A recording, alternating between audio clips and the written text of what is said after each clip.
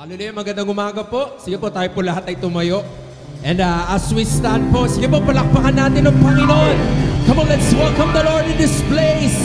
Hallelujah, Lord God, we praise you, Lord. We glorify your name. Hallelujah. Hallelujah. Hallelujah, Lord. Thank you, God. Hallelujah, Jesus. Oh, oh, oh, oh, oh, oh, oh, oh, oh. Come on, we praise him today. Say,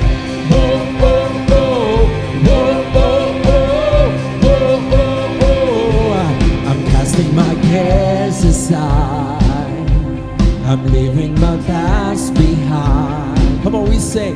I'm setting my heart and mind on you, Jesus.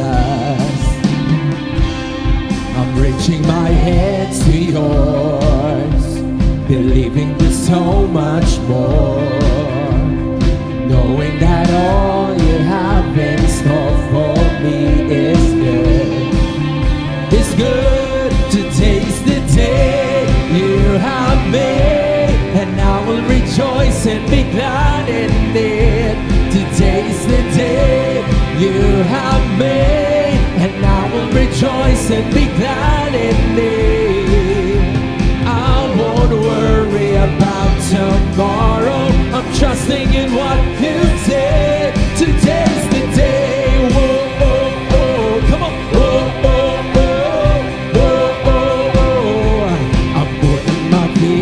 Aside. Come on, people. I'm leaving my doubts behind. I'm giving my hopes and dreams to you, Jesus. Yes, Lord.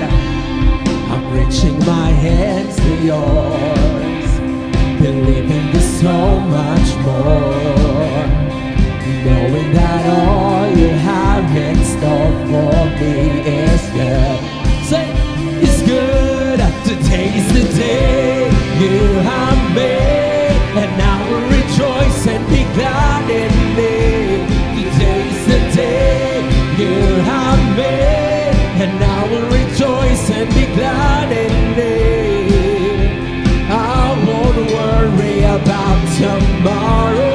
I'm trusting in what you say. To taste the day you have made. We say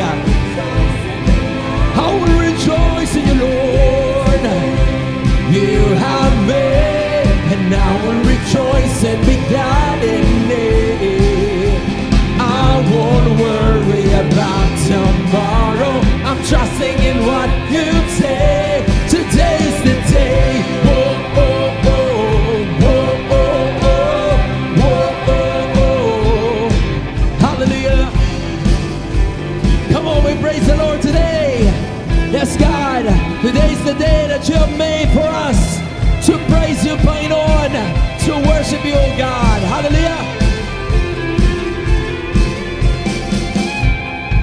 Come on, we clap our hands to our God today. All standing on, we proclaim, sing, I will stand upon your truth. Yes, we will, Lord. All my days I live for you. Come on, church. We sing, I will stand upon your truth.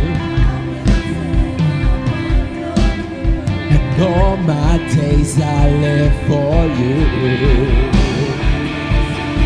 Say, today's the day you have made, and I will rejoice and be glad in it. Today's the day you have made, and I will rejoice and be glad in it. I won't worry about tomorrow. I'm trusting in what you say. Today's the day you have made, and I will rejoice. Come on, we rejoice. We say, you have made, and I will rejoice and be glad in it. I won't worry about tomorrow, giving you my fears and sorrow. Where you lead me, I will follow. I'm trusting in what you say. Today's the day. Whoa, whoa, whoa. Come on, we say, today's the day. Whoa, whoa, whoa, whoa, whoa, whoa. Today's the day. Yes, oh Lord. Hey, come on. Let's continue to praise the Lord today. Hey. Yes, Lord, we will never stop singing your goodness, your praises. It is for you, Lord. Come on, church. Hey. Come on, we sing. We will sing, sing, sing, and make music with the heavens. We will sing, sing, sing.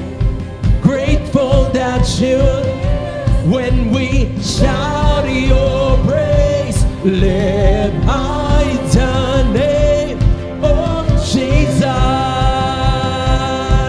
Come on, church, one more time.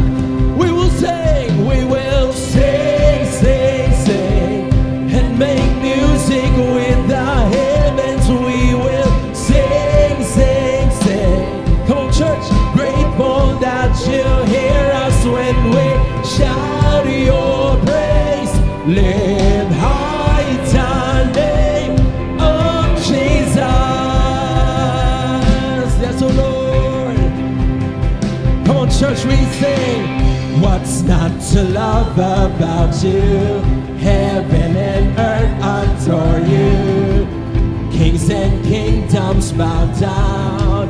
Son of God, you are the one. Come on, you sing. You are the one we're living for. Yes, you are the one. Say, you are the love that frees us. You are the light that leads us. Like a fire burning. Son of God, you are the one. Oh, you are the one we're living for. You're the one, Panginoon. We will sing, sing, sing, and make music with the heavens. We will sing, sing, sing. Come on, we sing. Faithful that you hear us when we shout your praise. Live, oh Jesus. Hallelujah, Lord. One more time. What's not to love about you? Heaven and earth adore you. Come on, church. Kings and kingdoms bow down. Son of God, you are the one. You are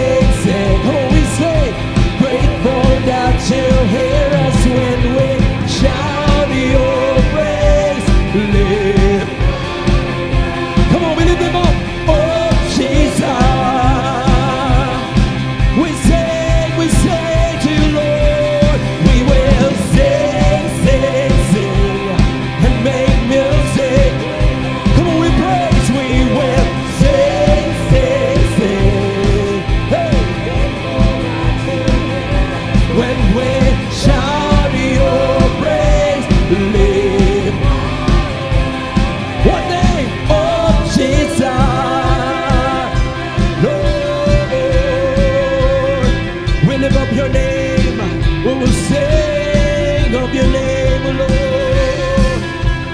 Come on, church. We will sing, sing, sing, and make music. Come on, sing. We will. We're grateful, Lord, when we shout your praise. Live high eternity, oh Jesus.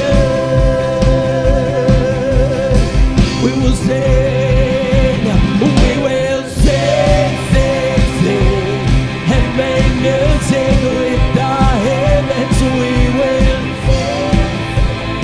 We will sing to Lord when we shout your praise. Live,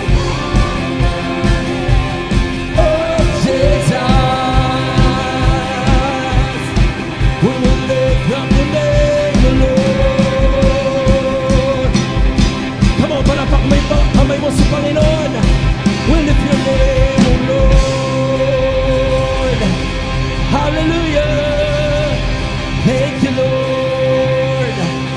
Salamat, Panginoon. Oh God, hallelujah. Sige, pwede ba natin palakpakan pa ang Panginoon?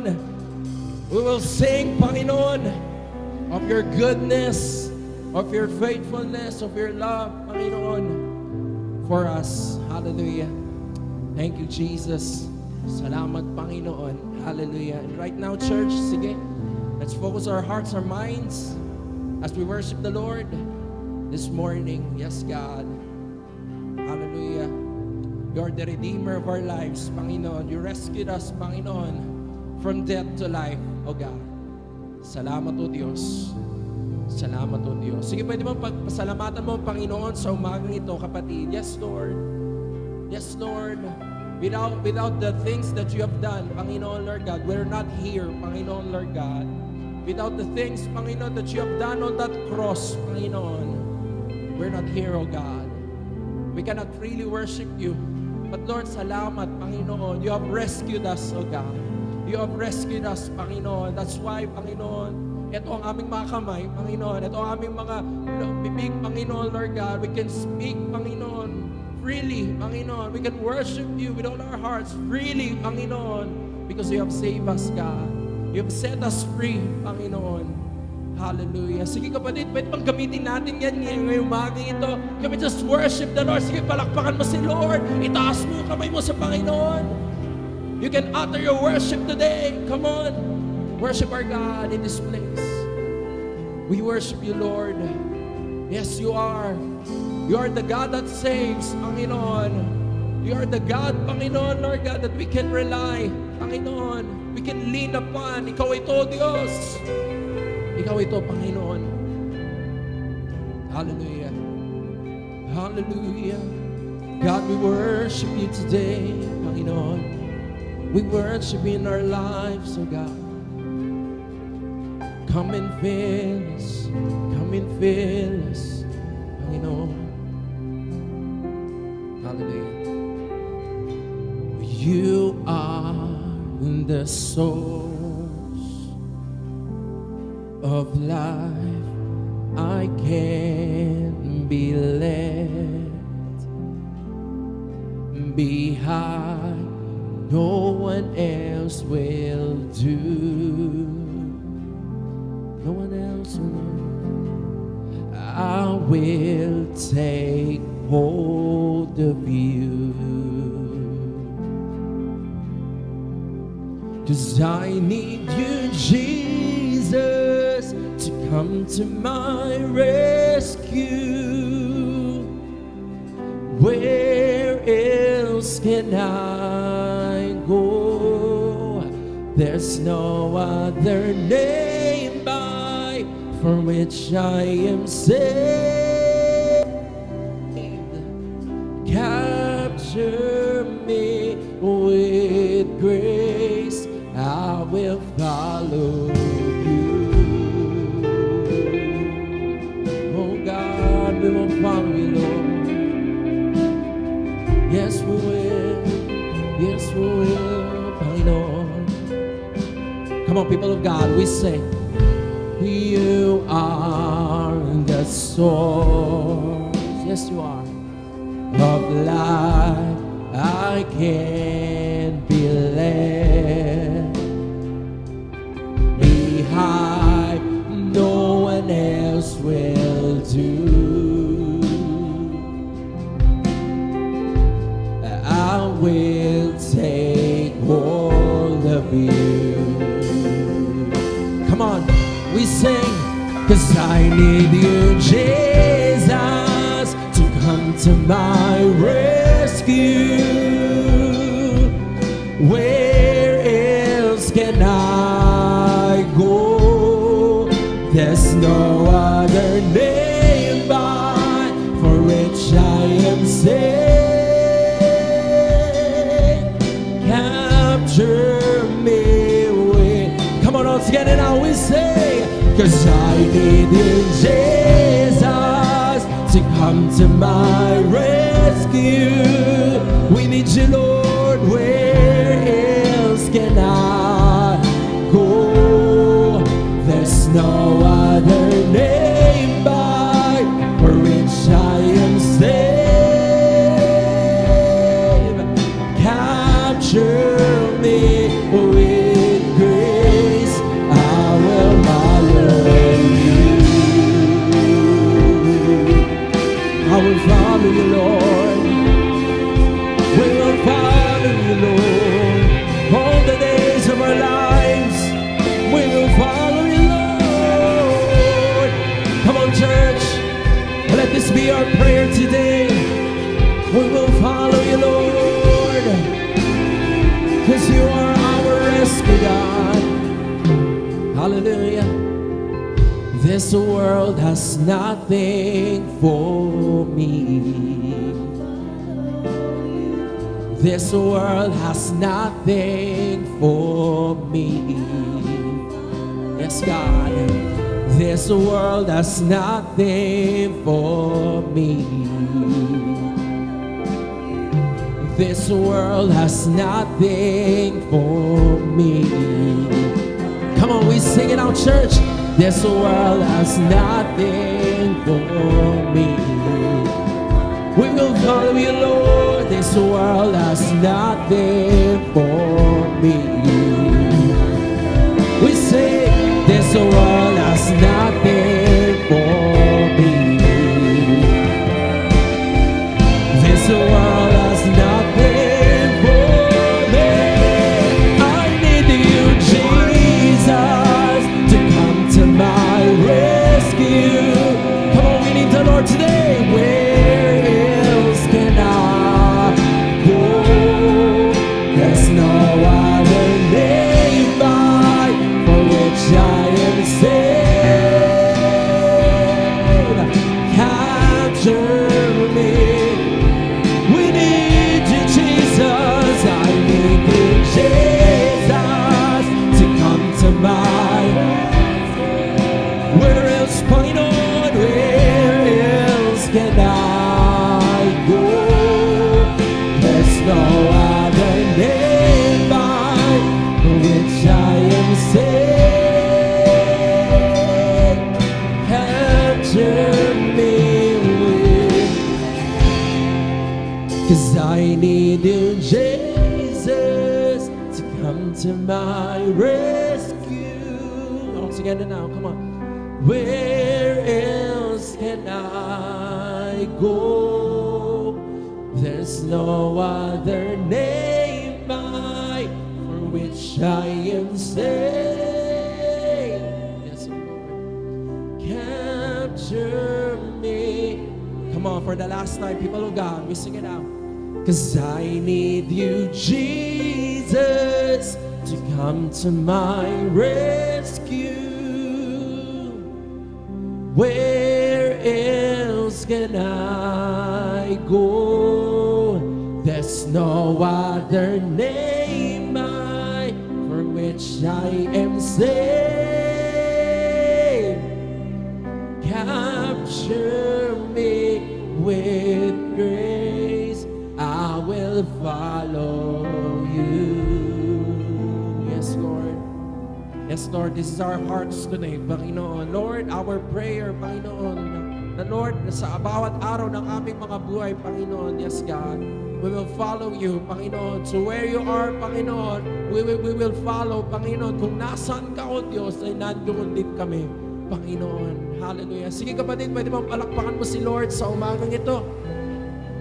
Hallelujah. Lord, salamat, Panginoon, sa iyong worship today, O God. Yes, Lord. Let this be the cry out, Panginoon, of every hearts, Panginoon. Nandito man sa lugar ito, nasa tahanan nila, Panginoon, Lord God. Na Lord, sige Lord, hayaan mo, Panginoon, Lord, nasa ng presensya mo ay nandoon din kami, Panginoon. Because we know, Panginoon, Lord God, your presence, Panginoon, Lord God, is everything for us, Panginoon. Salamat, Panginoon Jesus. You have rescued us, Panginoon, Lord God, from death to life, Panginoon. Salamat, Panginoon, Lord God, na sa araw-araw, Panginoon, na aming mga buhay, you are there, Panginoon, to rescue us, oh God. Salamat, Panginoon. And today, Panginoon, let your words, Panginoon, be the rescue, Panginoon, Lord God, sa aming mga buhay today, Panginoon. Ano man ang aming dinadaanan, Panginoon, yamo, Panginoon, sa iyong salita, ito'y maging ilaw, Panginoon. Ito'y maging liwanag, Panginoon, doon sa aming buhay right now, O Diyos. Salamat, Panginoon. Salamat sa mga anak mo na nandito, Panginoon, Lord God. Na hindi, Lord, lalabas kami sa lugar ito, Panginoon, Lord God, na may pag-asa, Panginoon. Lalabas kami sa lugar ito, Panginoon, Lord God, na binuo mo, Panginoon, muli. Salamat, Panginoon. Sige, pwede mong palakpakan mo si Lord dyan, kapatid. Hallelujah. Hallelujah. Lord, we bless our pastor today. Use him, Panginoon, Lord God, to preach your word to us sa umagang ito, sa araw na ito, Panginoon. Salamat, Panginoon. Sa'yo lamang ang papuri. Sa'yo lamang ang pasasalamat, O Diyos. Sa pangalan ni Jesus, sa lahat ay magsabi ng Amen and Amen. Sige mo, malakas na palakpak sa Panginoon. Hallelujah. Thank you, Lord. Thank you, Lord.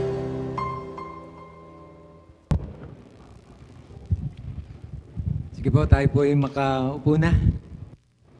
Habang nag-aantay pa tayo ng ibang mga darating.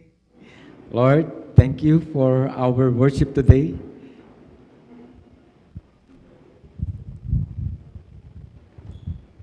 Salamat sa mga anak mo na nagbigay ng oras sa iyo, Panginoon, ngayong umaga. Lord, kilala mo sila, Panginoon, at hindi sayang mga pagpapagal. Hindi ka namin ma-outgive, God. More than that, ang pwede mong bigay sa amin. So, sige po, pwede mo bang palakpakan si Lord pa ngayong umagang ito? Welcome po sa In Christ City Church. This is our 10 a.m. service. Kayo po na mga nakikinig sa amin ngayong gabi. At sa gabi man naman natin to pinalalabas online. Sige po, ako naniniwala na si Lord gusto kayong kausapin through this message today.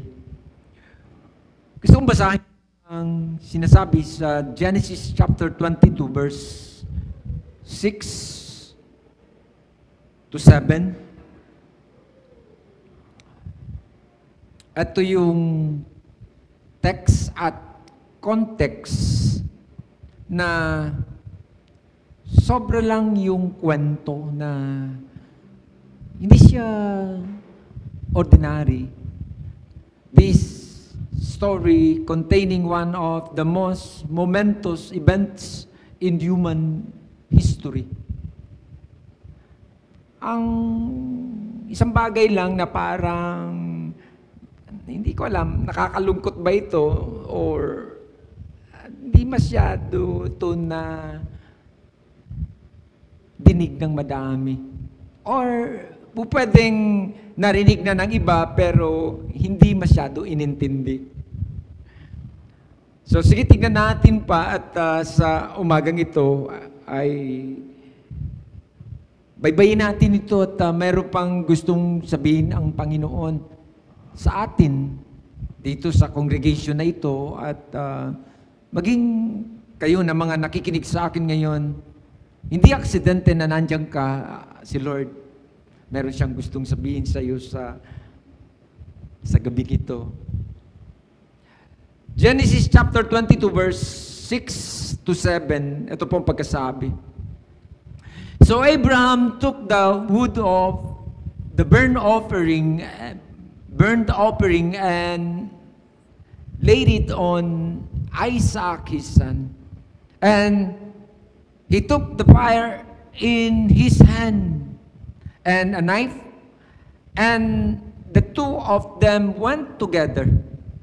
But Isaac spoke to Abraham his father and said, my father. He said, here I am, my son. Then he said, look, the fire and the wood, but where is the lamb for a burnt offering?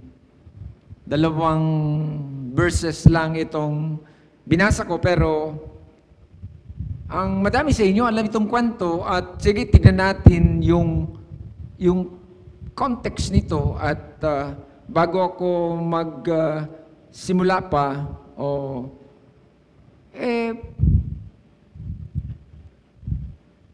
ito ay isang, tulad ng sabi ko kanina, isang history o isang kwentuhan na hindi siya ordinary. Particular dito po sa ating binasa, kaya ko nasabi, medyo mabigat yung hinihingi ng Diyos. Dito po sa kay Abraham, that God has never asked anything of anyone as He asked that particular day of Abraham some 4,000 years ago. Medyo mabigat, hindi biro yung instruction ng Diyos at yung hiningi ng Diyos kay Abraham.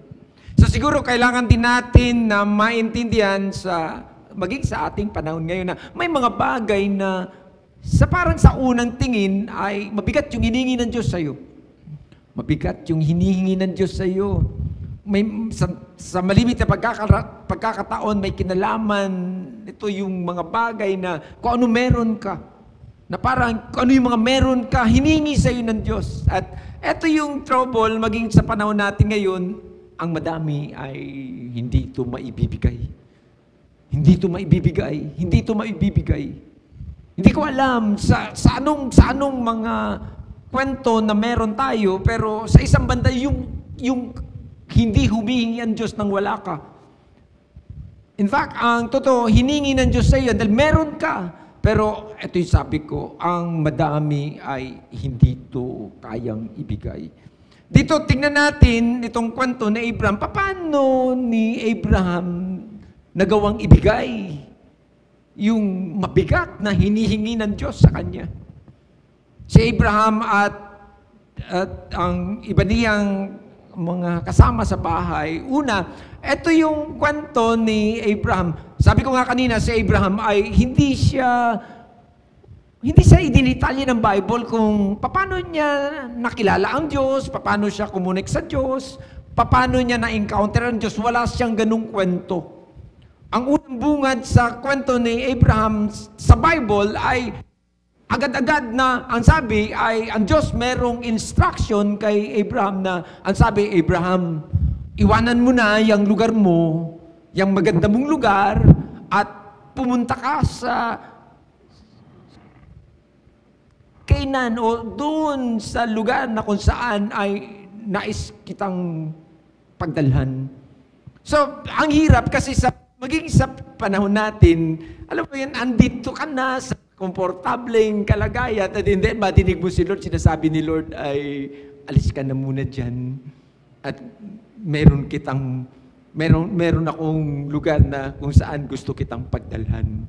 So ito yung mga trouble sa buhay natin sa panahon natin ngayon. Pero dito sa kwento, nakita natin na si Abraham ay sumunod.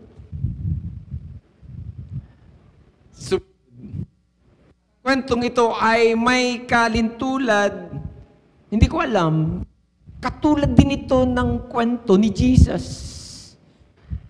Mamaya, baybayin ko to. Bakit naisama si Jesus dito? Hindi pwedeng hindi isama si Jesus sa usapan. Si Jesus lagi ang dapat ay nandyan. Tulad ng inawit natin kanina, tama talaga yan. Hindi lang yan awit, kundi yan ay pagsusuma mo, yan ay panalangin habang inaawit mo, sinasabi mo, I need you, Jesus. I need you, Jesus. Ang kasunod na sinasabi, hindi ko kailangan anong meron ng mundong ito. Hindi ito ang kailangan ko. I need you, Jesus. Bakit? Wala sa mundo ang kapunuan. Wala sa mundo ang kapunuan ng buhay. Ang tanging makapag-deliver nito kapag kasama mo si Jesus sa buhay mo. Sige, pwede mo bang palakpakan ang Panginoon dyan? Hallelujah! So, etong si Abraham, tulad ng sabi ko kanina, wala siyang masyadong maliwanag na introduction. Paano siya nagsimula sa Diyos? Walang ganun.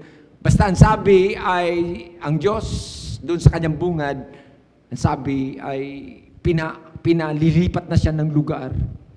Na kung titingnan natin, yun na nga, sabi ko kanina, itong si Abraham, pwede kong sabihin na, he's mysterious. Mayroong mystery kasi walang masyadong detail kung saan siya galing at ano yung dati niyang buhay. Wala pong kwentong naikwento ang Bible patungkol sa kanyang introduction at ipinakilala kung sino to si Abraham. Hindi siya katulad ni Apostle Paul. Si Apostle Paul, nung tinawag sa ministry at sinugot siya sa kanyang dating posisyon, na alaman naman natin na si Apostle Paul ay very powerful guy that time. Kasi nagsisimula na siyang maglingkod sa gobyerno ng Roman Empire at meron siyang authority. In fact, ang totoo, yung kanyang isang papel o yung kanya talagang panawagan that time, yung trabaho niya ay usigin ang mga Kristiyano. So, maganda yung kwento ni Paul kasi alam natin na kung saan siya galing at kung paano siya tinawag ng Diyos, paano siya nagsimula sa ministry. At ang pinaka-highlight ng kanyang kwento ay yung nung na-encounter niya si Jesus dun sa road ng Damascus. Nung sabihin sa kanya ng Diyos o ng Panginoon, maglingkod ka sa akin. So, tingnan natin ito. Pero hindi si Abraham. Ang alam natin na si Abraham, merong nabanggit ng konting detail patungkol sa kanya na ang sabi, yung kanyang pamilya ay, sila ay mga businessman or woman. Mga negosyante sila kasi yung sabi ay, sila ay gumagawa ng mga images, ng mga ribulto. Pero yun na nga, that time, sabi ko nga kaninang umaga, hindi lang naman to parang mga ribulto na yung mga sinasamba ng mga tao, kundi pwedeng, ito yung sa panahon nila, wala namang camera that time at kung gusto mong maalala ka at yung mukha, yun yung trabaho nila. Gumagawa sila ng mga images ng mga tao at proven naman na yan, may mga ancient time na mga naiwan na mga ganyan na kaya parang meron kang naaninagan ko ano itsura ng mga tao ito kasi nagawan sila ng mga images ng magitan yun na nga nitong parang mga ribultong ito. So ito yung trabaho nila. So pwede mo masabi na medyo may kaya sa buhay ito si Abraham. Pero sa kabila ng lahat ay yun, madinig mo na nung kausapin ka ng Diyos, sabi, Abraham, iwanan mo na ang lahat ng yan at sumunod ka sa akin. Ibang usapan yun. Iwanan mo na yung maganda mong lugar at that time, pwedeng lugar nila ay isa sa pinakasentro o great city at pumunta ka sa isang lugar na hindi mo naman alam kung saan. Ang hirap sumunod. Kaya nga, ang totoo, wala ka naman talagang pwede kung bakit natin ito pinag-uusapan. Ipapattern lang naman natin ito sa panahon natin ngayon. Kung bakit maraming mga tao na ayaw kumilala sa Diyos, ayaw sumunod sa Diyos, dahil ang trouble nila, maiiwanan ko ang mga bagay-bagay na ito. Bibitawan ko to, yun yung trouble. Kaya hindi siya ganun kadali na mag-convince ng mga tao na basta na lang sabi, pasunurin sa Diyos, kumilala sa Diyos dahil ang isa sa kanilang dahilan, paano ako? Paano tong mga to sa buhay ko? So, eto yun. So, tingnan natin pa ito. So, sige po, bago patuloy, bigay ko yung title ko para lalo lang natin mapag-usapan at maintindihan itong ating pag-uusapan. Nakabasa na ako ng text, ano? So, the title of my message today, doon lang ako kumuha sa kung ano yung sabi ng kanyang anak na si Isaac. Where is the lamb? 2 puntos yan na mamaya pwedeng doon yan pupunta. Where is the lamb? Where is the lamb? Where is the lamb? Where is the lamb? Sige, bigay ko na ng konti pang hints para at least maintindihan natin yung title. Where is the lamb? Who is the lamb? Who is the real lamb? Sabi ng Bible, ang the Lamb of God na i-introduce niya ay etong si Jesus. Where is the lamb? Pero meron pa akong gustong sabihin dyan, bukod doon sa parang yung tanong lang, nasaan si Jesus sa buhay mo? So bukod dyan, meron pa akong gustong sabihin na may kinalaman dyan sa title natin na nagtatanong, where is the lamb?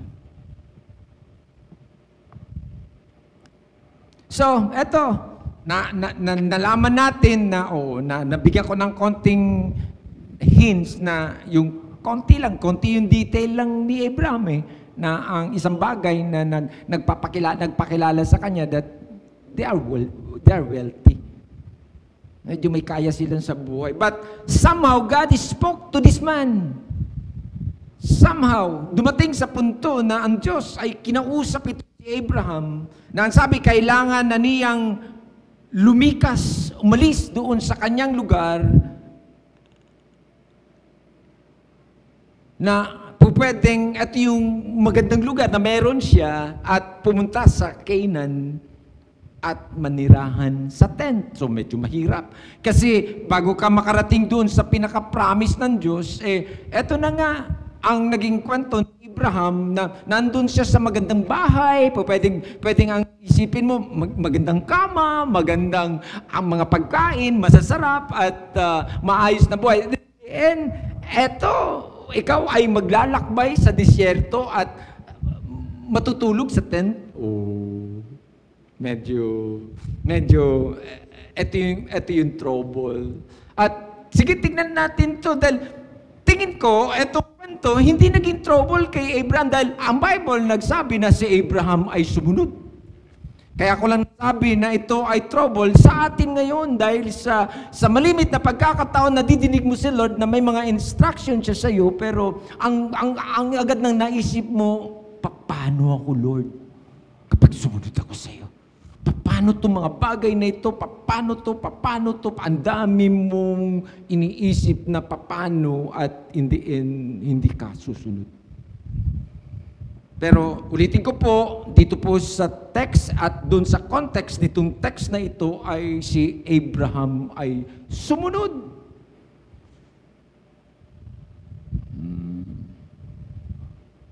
Ulitin ko po, itong si Abraham ay nandun siya sa masaganang buhay.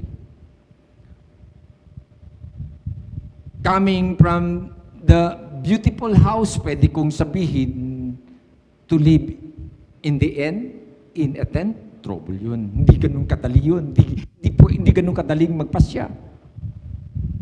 For the rest of his life, sa tingin niya, dahil pinaiwanan na, sabi sa kanya, iwanan mo na yung buo mong mga relatives dyan at manirahan ka sa doon, sa dakong doon. The struggle had been intense, I believe. At the struggle of Abraham, tingin ko, hindi naman din. Baka nga, meron din. But ano man yung struggle na meron siya, pero nanaig pa rin yung kanyang pagsunod. Hindi naman din pwede na, teka, ano to, manhid or wala sa ulirat, wala sa sarili. Hindi. Andun yung struggle. Pero yung ganda lang na nakita natin, na pagtagumpayan ni Abraham, kung ano man yung mga reason o mga struggle na naisip niya bago siya sumunod. At ito sa ating binasa, ito na yung karugtong. Yung una, sinasabi ko, yun yung context kung paano nagsimula si Abraham. At eto, siguro gusto ko lang ding paalanan tayo, sige, para at least, kwento din kasi ito ni Jesus eh. Mamaya idugtong ko si Jesus dito. For a man to be redeemed, for this, dito, itong mundong ito, na para tayo ay masalba. Si Jesus, sabi ng Bible, ganda ng kanyang katayuan sa langit.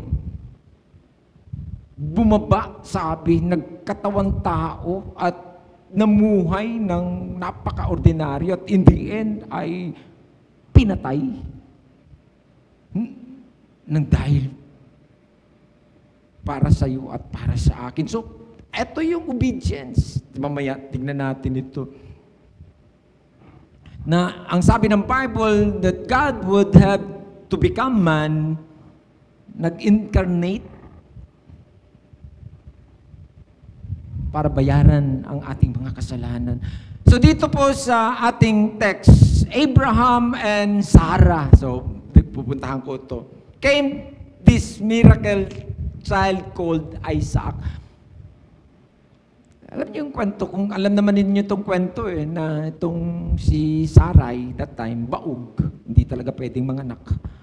At kaya nga umabot na siya ng 90 years old, hindi talaga na, baog siya barren woman. Pero ito sa kanyang pagsunod nitong ni Abraham sa Diyos, nakatanggap sila ng himala. So, gusto kong sabihin na hindi talaga talo ang sumunod sa Diyos dahil sa pagsunod mo sa Diyos, ang kasunod dyan ay mga himala sa buhay mo. Sige, palakpakan mo muna ang Panginoon dyan. Na yung mga bagay na sa tingin mo nung una ay napaka-imposibleng pwedeng mangyari sa iyo, chicken na lang yan kapag ang Diyos na ang gumalaw nito. So, sige, tingnan natin at vice versa, kumukuha tayo ng kwento at in the end ay inilalapat natin sa sarili natin. Kumukuha tayo ng mga halimbawa at ito naman ay real story na naganap at isinulat ng Bible. Isinulat ito hindi lang para kwento lang, kundi ito ay mga aral na pwedeng tignan at hindi magkakaroon ka ng kamalayan na ganito ang Diyos kapag gumalaw.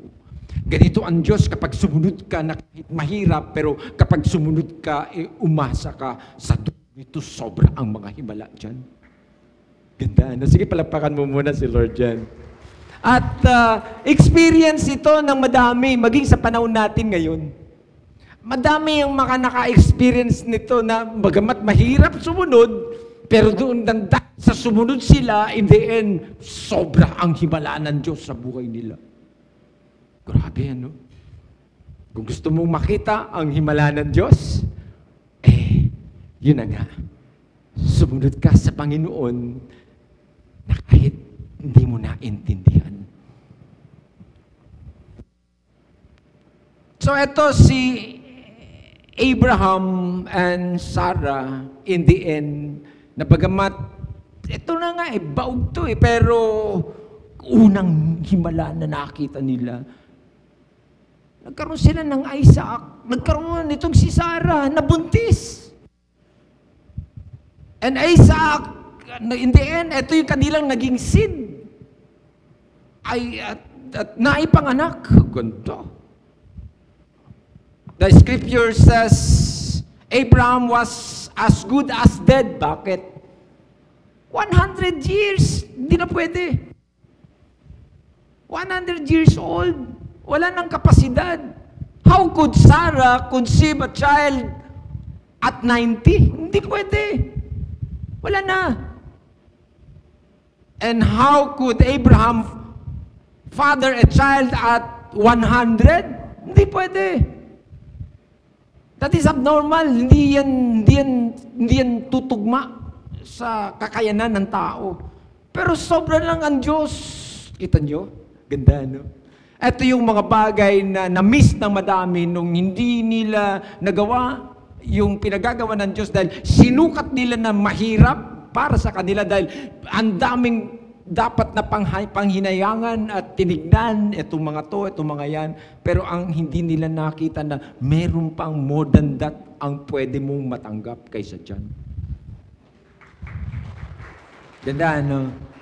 I think this sermon ay nag-encourage sa atin na sumunod tayo sa Diyos. Huwag tayo matakot. Sumunod tayo sa Diyos. Sumunod tayo sa Kanyang panukala, sa Kanyang instruction, sa Kanyang leading sa atin kung ano ang gusto niya. Sumunod tayo sa Kanya dahil in the end, ito ay isang ebidensya na hindi talo ang sumunod sa Diyos. Hindi talo ang sumunod sa Diyos.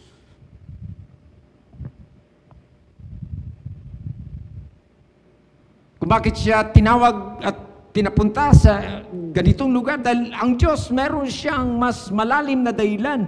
Gusto ng Diyos na isalba ang mga tao that time. Because that day, that time, hindi ko alam. Baka ito lang si Abraham ang unang tao na nakausap ng Diyos that time. Wala na silang relasyon sa Diyos.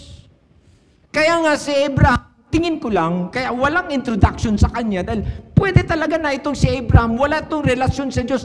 Mapalad lang talaga siya dahil pinili siya ng Diyos na unang trumabaho, unang tao na pwedeng sumunod sa kanya sa plano ng Diyos na ang Diyos gusto niyang iayos ang mga tao that time.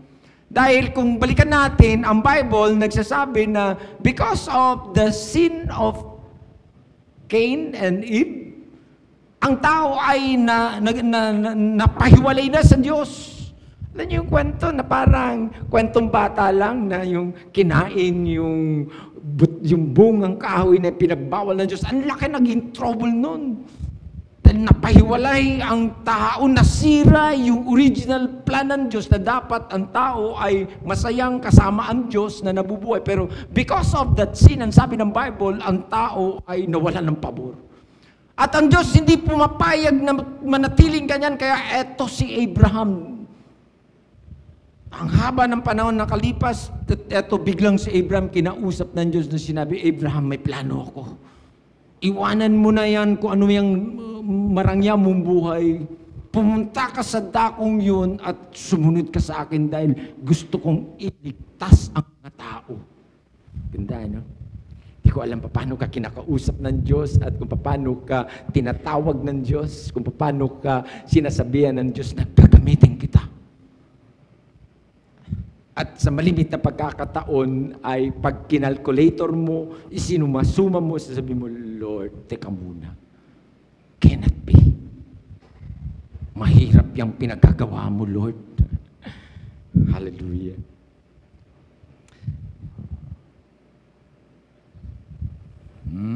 Nandyan ka. Pastor, ano ba saan ba papunta tong ating usapan?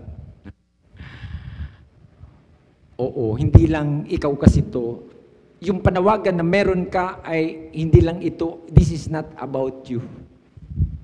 Ito ay may kinalaman sa plano ng Diyos sa kanyang kingdom. Sa kanyang kingdom na gusto niyang i-restore ang mga bagay-bagay through you. Kaya kanya kinausap. May malaking dahilan ng Diyos. Hindi yung parang wala lang. Hindi. Napakalaki ng dahilan ng Diyos kung bakit from time to time sinasabi niya, follow me.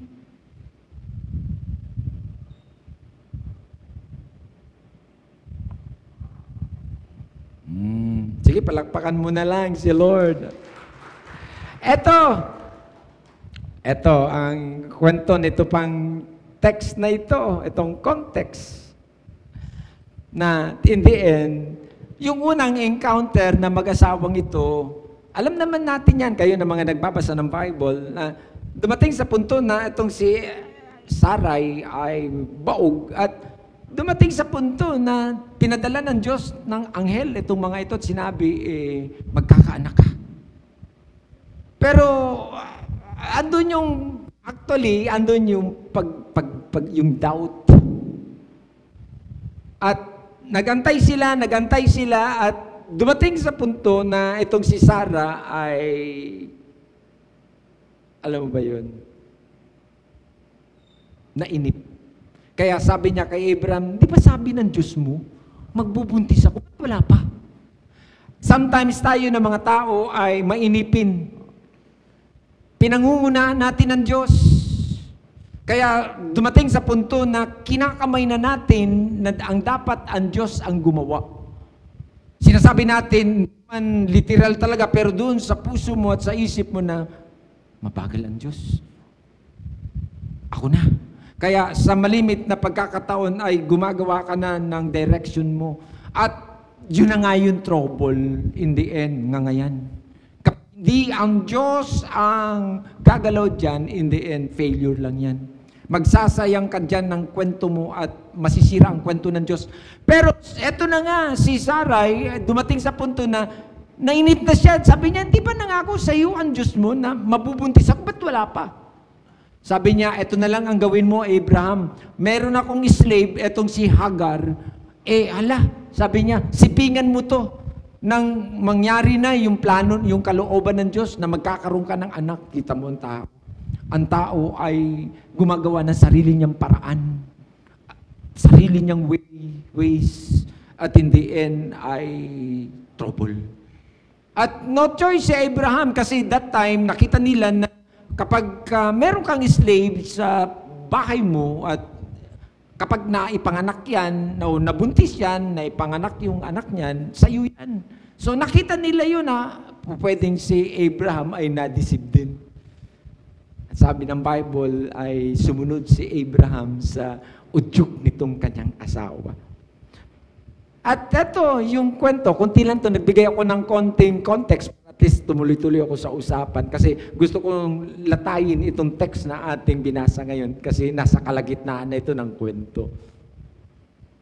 Nagkaroon sila ng anak na si Ismael. Alam natin yan. Pero hindi kay Sarah, kundi kay Hagar na yung kanilang slave. Pero hindi yun ang plano ng Diyos. Dahil ang plano ng Diyos, sinabi sa kanya na ikaw mabubuntis. Hindi yan sinuman. Yun na nga In the end, itinuwid ng Diyos yung kwento. Dahil hindi yan ang plano ko, hindi yan ang kwento mo. So itinuwid ng Diyos yung kwento at eto, another shot. Ganda, no? Tignan yung Bible. Ang Bible ay very clear at tuloy-tuloy siya. Another shot. Nagpadala uli ng anghel ang Diyos sa dalawang ito. God sent 2 angels and they said, sabi niya kay Abraham, tell your wife she is going to have a baby. About this time. Meron na silang anak, si Ismael, pero sabi ng angel, hindi yan. Yung pangako ng Diyos ay pangako ng Diyos, hindi pwedeng maiba. Hindi pwedeng shortcut, hindi pwedeng plan B. Sa malimit na pagkakataon, ang nangyayari sa buhay natin ay plan B. Dahil hindi yan yung plan A, yung unang plano ng Diyos. Kaya sometimes yung plan B, yung plan C, hindi talaga siya talagang nagbibigay ng saya. Pwede pansamantala, pero hindi naglalas. At in the end ay hindi nagre-resulta ng maayos sa dulo. Dahil may plan A ang Diyos na dapat yun ang nagaganap sa buhay natin. Eto, binigyan uli sila ng paalala na may plano ang Diyos. Sinabi na sa inyo ng Diyos kung ano ang sinabi ng Diyos. Ang Diyos ay hindi sinungaling. Kapag sinabi niyang mabubuntis ka. Kaya for this time, sabi niya, nitong mga angels, about this year, this time, or next year, sabi nung angel, si Sarah ay mabubuntis. At nung marinig ni Sarah, si Sarah ay tumawa. Sometimes yung mga pagkakataon sa buhay natin na kapag may mga nadidinig tayo, lalo na kung sa tingin mo na wala kang kapasidad, so of course, sa situation niya, hindi siya pwedeng baliwalain yung kanyang tawa. O nga naman, sasabihin niya, ha? Ako? Mapubuntis pa, 90 years old na ako. Sabi ng Bible, si Sarah tumawa. Tumawa siya dahil ay posible na yan. Kapatid, may mga bagay sa buhay natin na mga imposible madidinig mo. Pero kapag nadinig mo, kayang gawin ng Diyos sa buhay mo.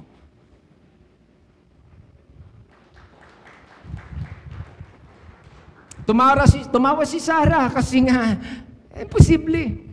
Nung marinig sa kanya ng angel, sabi sa kanya ng angel, okay, tumawa ka, yan ang ipangalan mo sa anak mo. That you are going to name him Laughter. Laughter means that what the name Isaac ang ibig sabihin. Ganda, no? At least may trivia ka pa. Ang ibig sabihin ng Isaac, yun, nanggaling sa, hindi ko alam, yung nung klaseng tawa yun, pag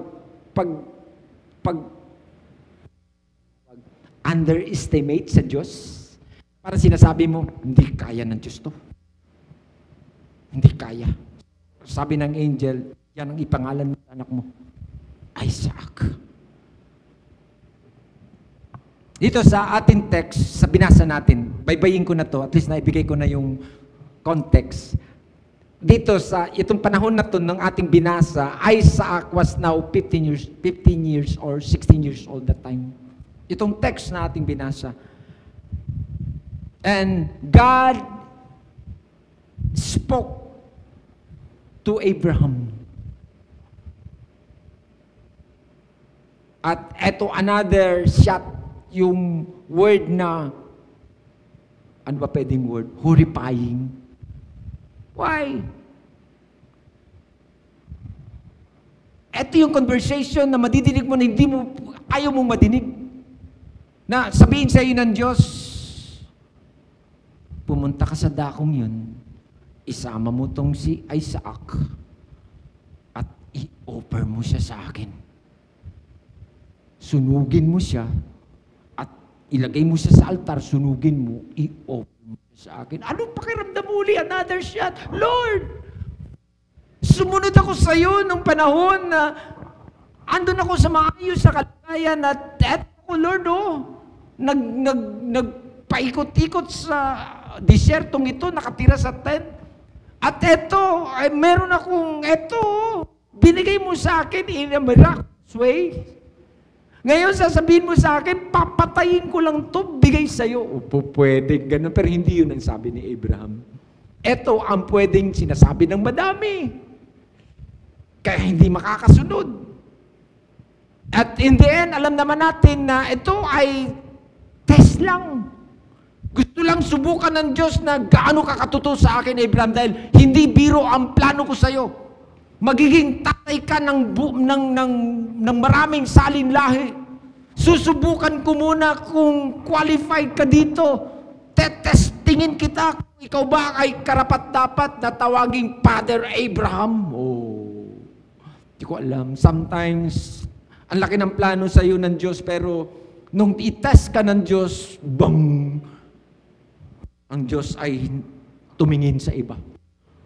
Naghanap ng ibang kausap dahil nung itines ka ng Diyos, hindi ka pumasa. Pero hindi si Abraham. Teka muna. So ito na nga yung halimbawa na ito yung usapan natin. In the end, meron tayong pattern at meron tayong ebidensya na pwede. At hindi nga to biro. Sabi ko, word horrifying. Teka muna. Anak ko to. Susunod, papatayin ko to. Susunugin ko. Teka muna. Hindi sabi ni Abraham yan. Sabi ko, kung ako yun.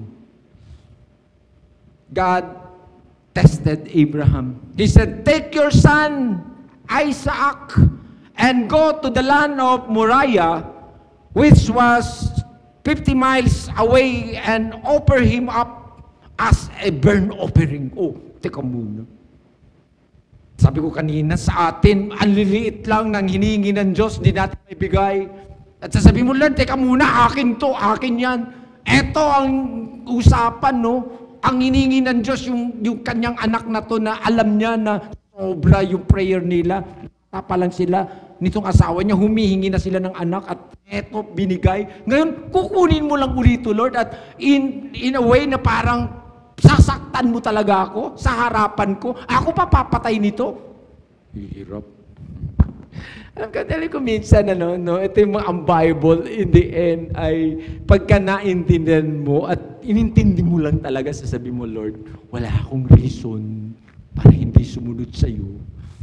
Kasi nakita ko na maging yung mga unang mga tao more than this, ang mga hiningi mo, pero naibigay nila. Ganda, no? Palakpakan mo nga muna si Lord. Hallelujah. Pwedeng, oh God, ano to?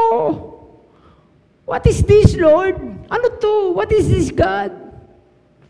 Alam ko, Diyos kang hindi pumapatay. Ngayon, tuturuan mo akong pumatay, Lord. Parang contradict. At mag-aalay sa'yo, iaalay ko to buhay ng anak ko. Alam mo, ganda lang nito. Sabi ko, pattern nito sa kwento ni Jesus. In the end, naintindihan naman din natin, sabi, na sobra lang talaga ang Diyos. Di niya ipinagkait yung kanyang kaisa-isang anak na more than burnt offering, ipinako sa krus para maging sakripisyo para sa ang tao ay mapanumbalik sa kanya. So, tignan natin to. So, nakadalawang puntos na tayo. So, tignan natin to. Kwento din to ni Jesus. Mamaya, dugtong ko lang naman to. Na kung ito yung argumento mo, pwede kang balikan ng Diyos. Bakit, anak? Ako ba hindi mo tinanong kung paano ko binigay yung bugtong kong anak? Para ikaw naman ay mapalaya dyan sa kasalanan mo. Ganda, no? So, walang argumento. Sabihin, anak, sobra ang isa na sakripisyo ko. More than that, dyan sa hiningi ko sa iyo. Kaya, in the end, di ka talaga pwedeng mag-reason out sa Diyos. Dahil pagka naalala mo, at hindi sasabi mo, oo nga, Lord. Bago mo naman ito hiningi sa akin, pinatunayan mo na, una, ikaw ang gumawa nito para sa akin. Naging model ka nito, Lord. Nang sabi mo, sobra lang yung pagmamahal mo sa anak mo.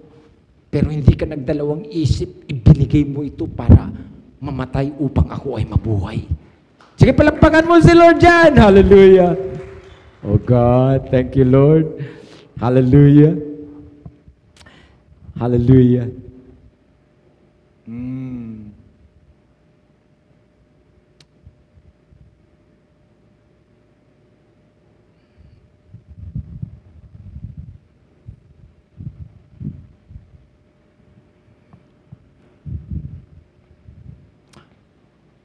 Ito ang gusto ng Diyos na makita sa atin ngayon.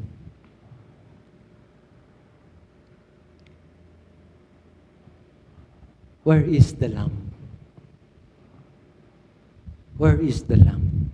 Mamaya, promise, makikita natin to na may karugtong pala ito sa ating worship sa Diyos.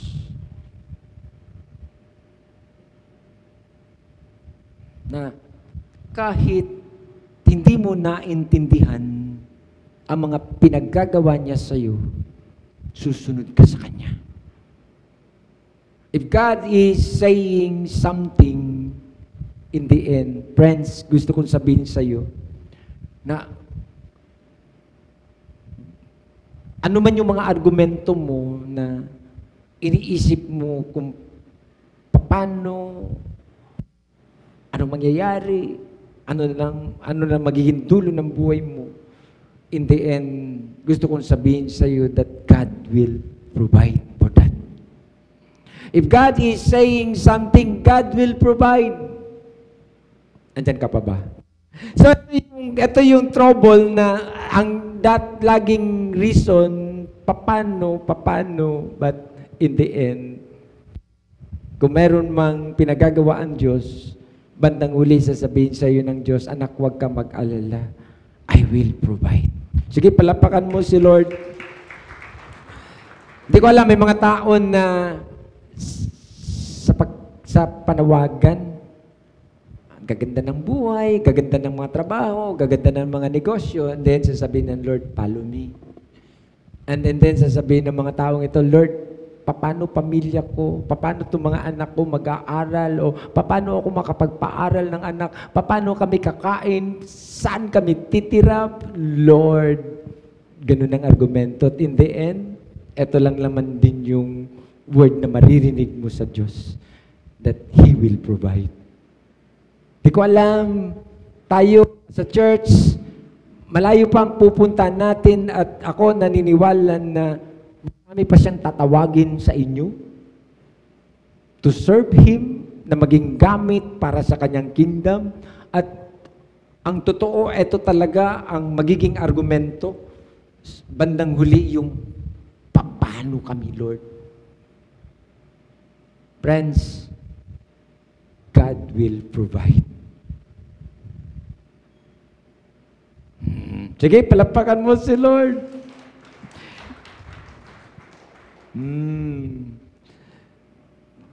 Ganda lang, kasi hindi mo nakita na ang daming pwedeng mangyari sa iyo na magagandang mga bagay. Marami kang mga lugar na pwedeng i-conquer, alam ba yung scoop ng buhay mo, ang daming parang nandoon ang mga pribileyo at nandoon. Wala dyan ang ganda ng buhay. Wala dyan. Nandoon sa pagsunod sa Diyos ang ganda ng buhay. So, in the end, kapag nagawa natin yung inuutos ng Diyos sa atin, ito lang naman lang din ang isa sa pinakadahilan ng Diyos kung bakit tinatawag ka niya. Isa sa pinaka-reason niyan, sinasabi niya, go and make disciples and preach the gospel to all nations. So ito lang naman talaga yun, kasi ang Diyos, ang pinaka-dahilan ng Diyos ay isalba ang madami. Si Abraham, tinawag dahil sa gusto ng Diyos na i-connect na ang mga tao sa Kanya, dahil ang mga tao wala ng connection sa Kanya. At yun ang isa sa dahilan kung bakit niya tinawag si Abraham, na magiging tatay siya sa kanyang bayan, at ang kanyang bayan na ito ay siya ang magiging Diyos. Magsisimula siya ditong muli. Parang ganun. So sa panahon natin, ito din yun, yung mga calling na meron tayo, ang dulo nito ay kaligtasan ng maraming tao na nandyan pa sa labas, na gusto ng Panginoon, sila man ay makakilala din sa Diyos. Sige, palapakan mo si Lord. Hindi ko alam kung anong nasa isip ni Abraham, pero yun ang nasa isip ng Diyos.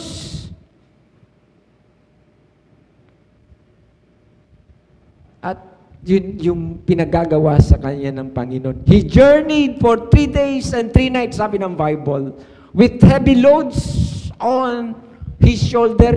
Balikan niyo yung buong chapter na yan. Kompleto ng details yan. 2 lang yung text na binasa ko. Pero yun, nung sumunod siya, sabi ng Diyos sa kanya, magdala ka ng mga gamit para sa burnt offering. Magdala ka ng mga panggatong, magdala ka ng kutsilyo, whatsoever. Dalhin mo lahat para meron kang gamit for your preparation sa iyong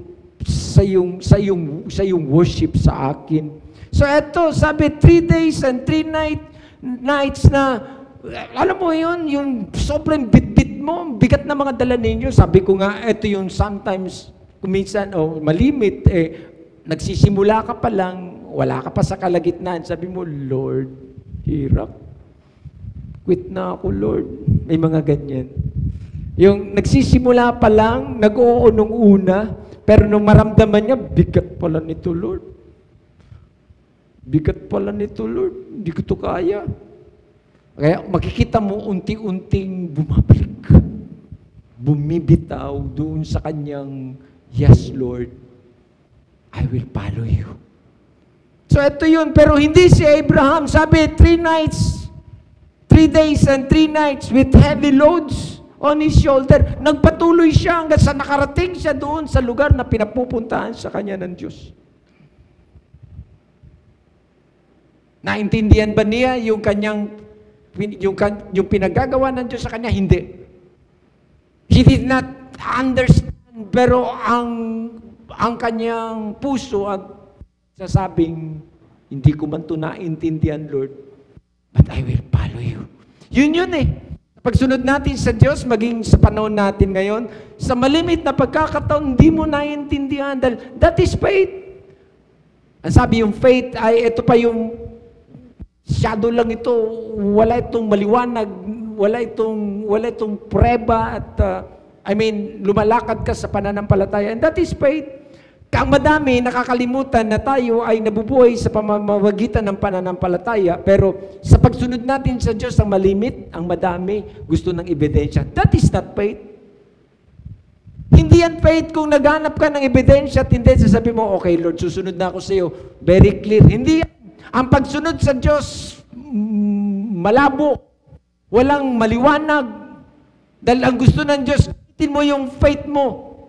Yung trust mo sa akin na in the end, Lord, hindi ko man naiintindihan ito, pero I will follow you, God, but because alam ko na mas mainam ang plano mo kaysa plano ko. At eto si Abraham. Hindi niya ito naintindihan. Eto, here is the key. We are to obey even if we do not understand. Nandiyan ba yan? Friends, sa pagsunod natin sa Diyos, huwag ka maghanap ng preba. That is not faith. Ang pagsunod sa Diyos, malabo. Yung trust mo ang nagiging dahilan, kaya kasusunod. Yung trust mo sa Kanya. And that is faith. Lord, hindi ko man to naiintindihan, but Lord, naniniwala ako sa iyo. Naniniwala ako sa iyo, Lord, na ikaw ang Diyos na wala nang inisip, kundi mabuti. Sige, palapakan mo si Lord. Ulitin ko po. We are to obey even if we do not understand. Kaya madami ang nabinbin na mga tinawag o tinatawag na didelay kasi naghahanap ng ebidensya. Huwag ka maghanap ng maliwanag ng parang preba. Saka na lang, Lord, hindi pa ako handa, kailangan ko muna ng ganito, ihanda ko muna si ganito, handa ko, hindi yan ang panawagan. Ang panawagan ay yung sa panahon na andun kang, hindi kailangan ng Diyos yung saklolo mo. Ang Diyos tinawag ka dahil in the end, hindi dahil sa meron ka, o ano pa yung hinihanda mo, hindi yan. Tinawag ka ng Diyos because in the end, sasabihin niya, I will provide. Ganda, no? Sige, palapakan mo si Lord. Experience namin. Experience ng madami na mga tinawag ng Diyos at in the end, truly, our God, He provide. Oh, God. He did not understand anything. Ito si Abraham, I believe. Sabi niya, just take Abraham to Mount Moriah and offer him. Because burn his body on the altar as a whole burnt offering. Because sometimes, ito yun nga. Kita nyo, friends, ito yung pattern na umabot dun to the max. Kaya in the end, kapag naintindihan mo to, wala nang parang, teka muna Lord, bigat niyan Lord, meron pa bang bibigat dito? Meron pa bang bibigat dito? Na meron nang naka-alpas dyan at naging halimbawa? Meron pa bang bibigat sa madalit salita? Pwede. So, hindi ko alam, may mga panawagan kayo na nabinbin sa maraming dahilan ninyo at sinasabi ninyong bigat. Meron pa bang bibigat dito? Paano kaya ito tinanggap ni Abraham? Pwede, bigat niyan, Lord. Pero hindi si Abraham. Kung ako, pwedeng sabihin ko yan, bigat niyan, Lord. Yung palang maglakad ka ng 50 miles, na sabi ng Bible, na meron kang bit-bit. Ang madami, ito yung totoong nangyayari. Papunta pa lang, nag-quit na. Hindi pa nga nakarating, hindi pa ginagawa o nagawa yung pinagagawa, papunta pa lang, atras. Bumalik. Bye-bye, Lord. Hindi nakayanan. So, tignan natin to. Ginawa ni Jesus sa isang halimbawa. Sabi ko kanina, si Jesus bago dumating sa cross, bit-bit niya ang cross. Alam natin yung kwento, ng bit-bit niya ang cross, bigat-bigat. Pwede ko na ibagsak yun. Bigat nito. Hindi ko na to kaya. Pero sabi ng Bible, si Jesus, pinilit buhatin yung cross niya. Papunta doon sa kanyang kamatayan. Oh, ito yung mga halimbawa na sometimes sa atin na mga tinawag ng Diyos, merong ganitong klase ng experience. Pero hindi ito para pahirapan ka o whatsoever. Kasama lang talaga yan dahil sa in the end, ang laki na magiging resulta niyan. Ang laki na magiging pakinabang niyan. Magiging blessing ka sa iba. In fact, mamaya makikita mo, ang Diyos, hindi naman siya fair. Sige, palakpakan mo si Lord. Magiging blessing yan. Magiging blessing yan sa mga tao na nasa paligid mo. Magiging blessing yan para sa kanyang kingdom. Gundo. Gundo. Now, Abraham said to his servant, dito sa context, sabi niya, may dalawa siyang kasama sabi, na naging katulong niya din, na may dala pa silang donkey, sabi, sige na, dito na lang kayo. I and the boy are going to worship and we will be back. Sabi doon niya sa dalawang servant, dito na lang kayo dahil etong si Isaac na anak ko, nakita na namin yung bundok, yung muraya, pupunta namin yan dahil mag-worship kami sa Diyos. Teka muna, sabi ko nga worship. Hello, Abraham! Worship ang tawag mo dyan. Alam mo ang gagawin mo, papatayin mo to si Isaac, and yet, ang tawag mo, worship? Oo. In the end, na-realize ko na, oo nga pala, yung tunay na worship ay merong kaakibat na sacrifices. Sa malimit sa atin, yung worship natin, worship ng walang bigat, worship na walang ambag, that is not true worship. So, dito makikita natin ang totoong worship sa Diyos. Merong sakripisyo. Kaya nga, sabi niya sa kanyang dalawang servant, I and my son, we will worship our God. Yung word na worship, paano mo ginamit ito, Abraham, worship? Mag-worship ka sa Diyos na alam mo, papatayin mo tong anak mo, pinapapatay ng Diyos, pinasusunog niya. And yet, ang tawag mo dito, worship. Friends, ito yung totoong worship. Na even yung buhay mo, ibibigay mo para sa Diyos. Oh, yan ang hindi naintindihan ng madami. Na akala ang worship sa Diyos ay patalon-talon, pasayaw-sayaw lang at hindi, in the end, puro pahingi.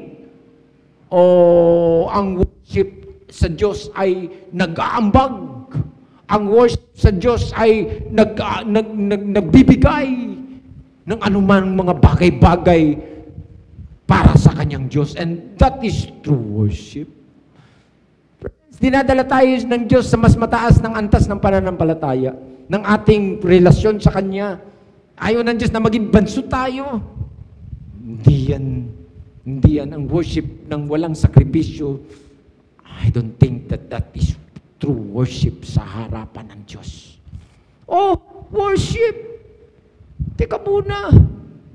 Worship. Itututok mo yung patalim sa dibdib ng anak mo and yet tawag mo worship. Susunugin mo yung katawan niya and yet tawagin mo worship. Grabe ano. Grabe ano. Naintindihan ni Abraham kung ano ang ibig sabihin ng worship. Oh, Sometimes tayo, ulan lang. Hindi ako mag-church, ulan eh. Ha? And tatawagin mo that you are worshiper? Hindi bagay sa'yo yan. Wag mong tawagin ang sarili mo na worshiper ka. Ambon lang, hindi mo man lang daanan yan. Hindi ko alam. Sample ko lang naman yan, pero madami pa na mga bagay-bagay that in the end ay pinagkait mo sa Diyos. And yet, in the end, sasabihin mo that you are worshiper? No way. No way.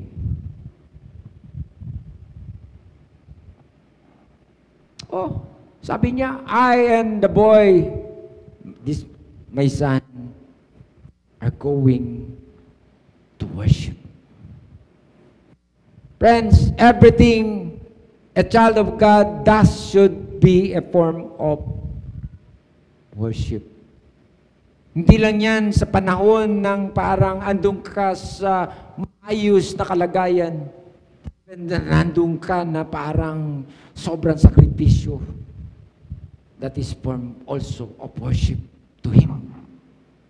Oh, even to the point of dying. Grabe ano? Sobra yung requirement ng mga worship. So parang sometimes nakakahiyang sabihin that I am worshiper. Nagsasamba ako sa Diyos. Parang hindi siya tama kung hindi naman talaga din na ibibigay. Oh, even to the point of dying. Worship is what we are. Praise is what we do. Magkasama lagi yan. Kaya nga, yung praise and worship. Ulitin ko po, yung worship mo, ano ba yun? Ikaw yun. At yung praises mo, yun yung mga bagay na ginagawa mo. So, hindi pwedeng magkaiwala yan. Hindi pwedeng puro lang taas-taas ng kamay, may pinagagawa sa iyo ang Diyos. Pag isabi sa katabi mo, may pinagagawa sa iyo ang Diyos. Palahanan mo siya na narinig mo na siya minsan, may pinagagawa sa iyo ang Diyos na pilit mong kinakalimutan dahil ayaw mong gawin. At dito maintindihan natin that worship is what you are and praise is what you do. Magkasama lagi yan.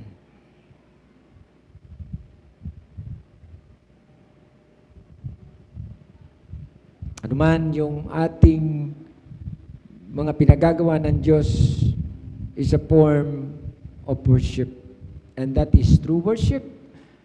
Hindi naman din, okay lang naman, magpunta ka dito, mag-church ka, umawit ka sa Lord, magtaas ka ng kamay sa Lord. Pero meron pang more than that na pwede mong patunayan sa Diyos na wino-worship mo siya. More than that, ay yung pag-obey sa mga bagay na kahit na ikamamatay mo. Bigat na, no? Bigat na, no? Tinuturuan tayo ng Diyos dahil ayaw niyang maging bansot tayo. Ayaw niyang maging maligamgam tayo. Ayaw niyang parang, alam ba yun, nag-a-acting-actingan lang tayo sa harapan niya.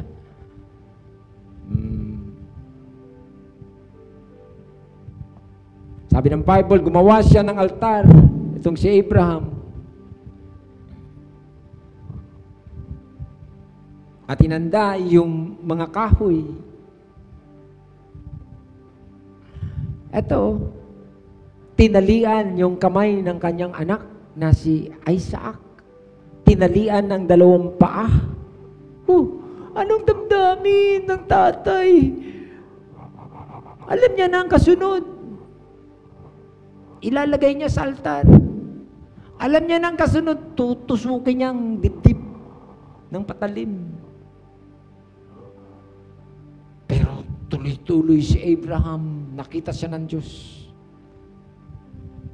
And nung makita ni Isaac na handa ng altar, sabi, sa ating binasa, sabi ni Isaac, Father, here is the altar and here is the wood, but where is the lamb?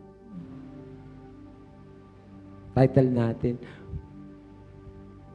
Madaling maganda ng altar, madaling maglagay ng wood. Pero yung, nasaan yung sacrifice? Saan yung i-offer mo? Where is the lamb? Where is the lamb for the burnt offering? Siguro ito yung tanong sa atin sa gabi, umagang ito. Kayo na mga nakikinig sa atin, nag-worship ka ba sa Diyos? Where is the lamb? Where is the lamb? At isang bagay, sabi ko nga kanina, itong si Isaac, sobra, oh. Sa malimit na kwento, kapag ito prinipreach, nakita dito yung ganda lang ng ginawa ni Abraham. But eto si Isaac, yung anak, ni hindi man lang kumibo. Alam niya, tinatalian na siya. At hindi lang siya tinalian, inilagay na siya doon sa kahoy. At in the end ay inuumang na ni Abraham yung kanyang patalim at tutusukin na yung kanyang dibdib. Hindi nagsalita ang anak. And kung titignan natin itong context na ito sa New Testament, that is Jesus. Na hindi man lang umatras na alam niya siya ang magiging burnt offering. Hindi man lang nagreklamo.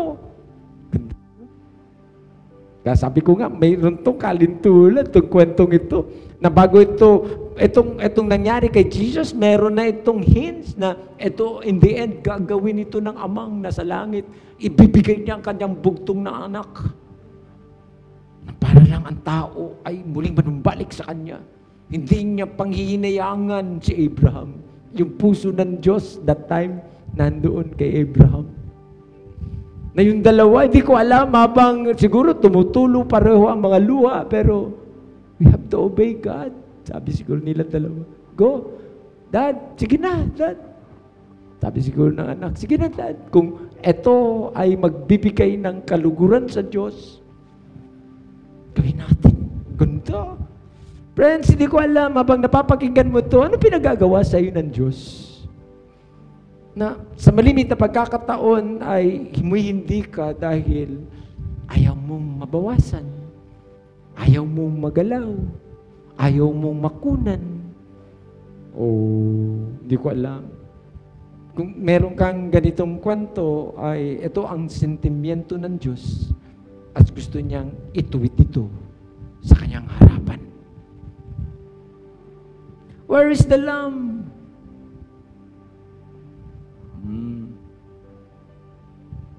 Friends, siguro, ganda yung tanong to sa congregation. Kayo naman nakikinig sa akin na nagsasabi that you're Christian.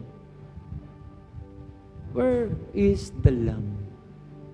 Sabi ko na both side to. Kasi malaga itong yung word na lamb.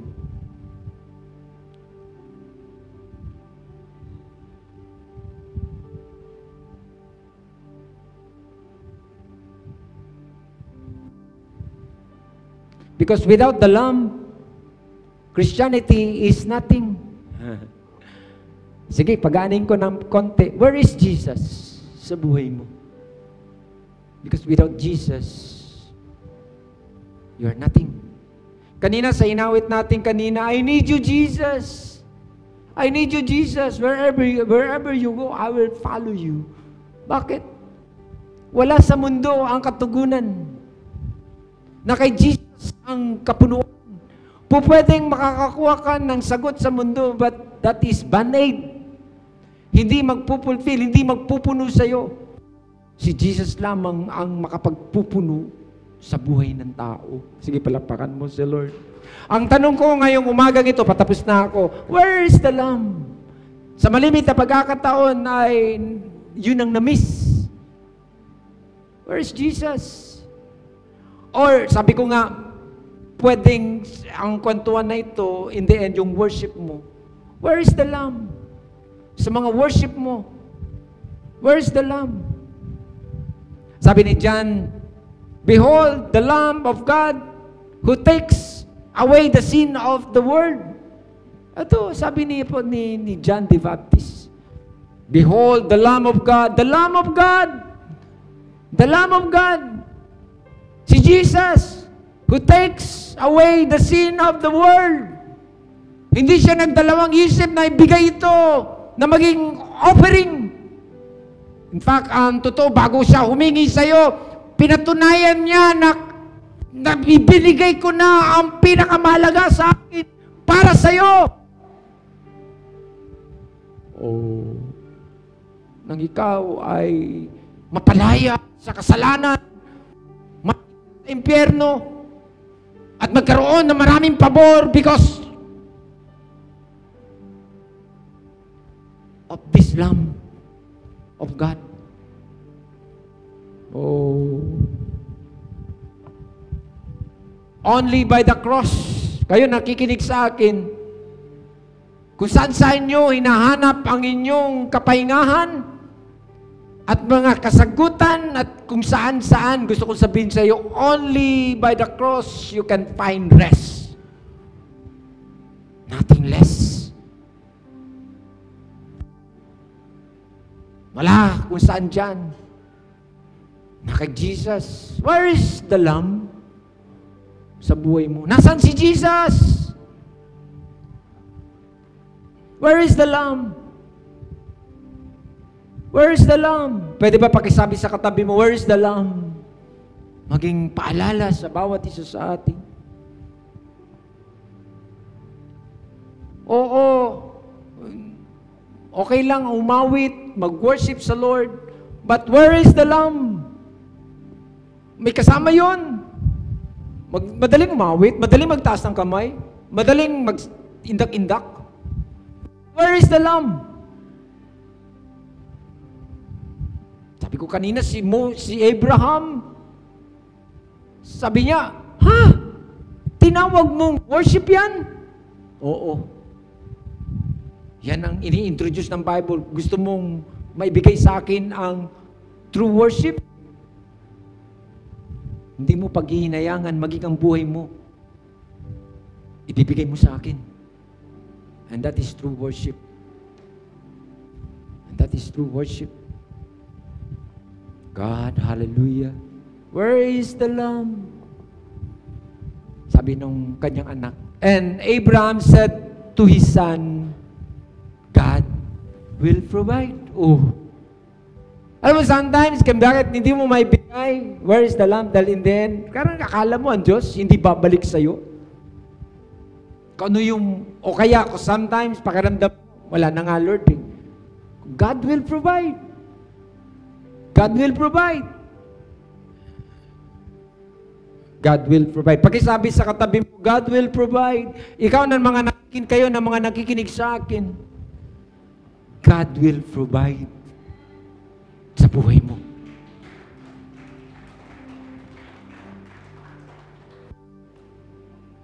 Jesus is the Lamb of God who takes away our sins. Ganda. At ito, si Abraham stretched his hand with the knife. Very clear ang Bible. Balikan niyo yung chapter na yan. Inumang niya na yung kanyang patalim. Tutusukin niya na ang dibdib ni Isaac. Sobra yung pagsunod ni Abraham. Grabe yung to the max. Sobra. Walang reservation. Wala. Oh, umabot na. Tutusukin na lang. And God said, Abraham, pinigilan siya ng Diyos. Sabi ng Diyos sa kanya, nasubukan na kita. Napatunayan mo yung faith mo sa akin. Sabi niya, huwag mong gawin yan. May mga pagkakataon, titignan ka lang ng Diyos kung qualified ka pa na gamitin niya. Dahil ang laki-laki ng plano ng Diyos kay Abraham. Magiging ama siya ng salin lahi ng Diyos, ng mga anak ng Diyos, ng bayan ng Diyos. At nung hindi napatunayan ni Abraham, sometimes, friends, hindi natin marating makita yung pinakaplano ng Diyos. Dahil doon pa lamang sa simula, di na natin napatunayan sa Diyos yung totoong worship natin sa Kanya. Napatunayan mo na, Abraham, stop that. Okay na ako. Sabi niya, look over there. There is a room in the tickets and offer that to me. Oh. Sabi niya, tumingin ka. Andun. Yung lalaking ship, tupa, kunin mo. God will provide. God will provide. Ganda. Alam mo ba na ito pa isang bagay, etong kwentong ito, kung titignan mo, na sobra lang ang Diyos sa kanyang paraan ng provision, na miraculous ways. Si Lord kayang gumawa ng mga pangangailangan ng imposible nang makarating sa'yo. Yung mga bagay na pag tinignan mo, wala na to. Wala na. Hindi. Sa Diyos, ang mga imposible ay posible sa Kanya. Bakit? Bakit ko nasabi? Saan ka makakita ng tupa na nasa tuktok na pisa sa pinakamataas ng bundok sa buong mundo? Walang ganon. Hindi yan ang karakter ng tupa. Ang tupa nasa bali. Nasa bali ang tupa. Hindi yan nakakaakyat ng bundok. Mga lampayan. Gugulong-gulong yan in the end. Kaya doon mo isang bagay na pwede kong sabihin na sobre lang ang Diyos. Na ang Diyos kapag nag-provide, even doon sa punto na napaka-imposible na magugulat ka na lang, God will provide. Ganda. Sige, palakpakan mo si Lord. Hindi ko alam na habang andun ka sa ganito at napapakinggan mo ko at alam mo na may mga instructions si Lord sa'yo at ang mga iniisip mo, paano to, paano yan, paano, God will provide. At hindi ang iniisip mo parang malabo na ito at mukhang hindi pwede dahil ang hirap nito. Kita natin dito na ang Diyos gagawin niyang lahat. At even in a miraculous way, magugulat ka, ang Diyos mag-provide sa buhay mo. Sige, palakpakan mo. Experience po yan ng madami. At kung bakit, in fact, ang totoo kung bakit ganito na lang yung gigil ko na sabihin, experience din namin. And then, babalikan mo lang si Lord, sabi mo, grabe ka lang talaga, Diyos. Paano kami nakaalpas? Paano kami nakaalis? Paano kami nakasurvive? Paano kami naging ganito? Lord, napaka-imposible na mga bagay na ito, pero Lord, grabe ka lang kung makapag-provide. Ganda, no? Ganda, no? Wow! Sabi ko nga kanina, ito yung mga kwento na pwede mong tignan. At in the end, ay mapapawaw ka lang sa mga halimbawa ng Diyos. At gamitin mo siya. Huwag ka lang mawawaw. At in the end, pag ina-apply mo na sa buhay mo, nakasimangot ka na, gamitin mo siya. Yung wow mo, yung palakpak mo kanina, apply mo sa buhay mo. At in the end, ito na yung magiging pattern mo. Sabihin, hindi. Pinatunayan na ito ng Diyos. Pinarinig niya na sa akin to na He will provide. Yes, Lord. Yes, Lord. I will follow you. Glory to God in the end. Hallelujah. Sige, palapakan mo si Lord. 3 points. Tapos na ako. 3 minutes. Tapos na ako. And he spoke again to Abraham. Sabi niya, Abraham, sobra lang. Pinatunayan mo sa akin yung pananampalataya mo, yung pagsunod mo ay nandyan. God promised him 3 things. Number 1, sabi niya, dahil sa pinatunayan mo sa grabe lang, kahit siguro ang Diyos napatayo ni Abraham. Sometimes, alam nyo, sa pagsunod natin, may sinabi ang Bible nung sa panahon ni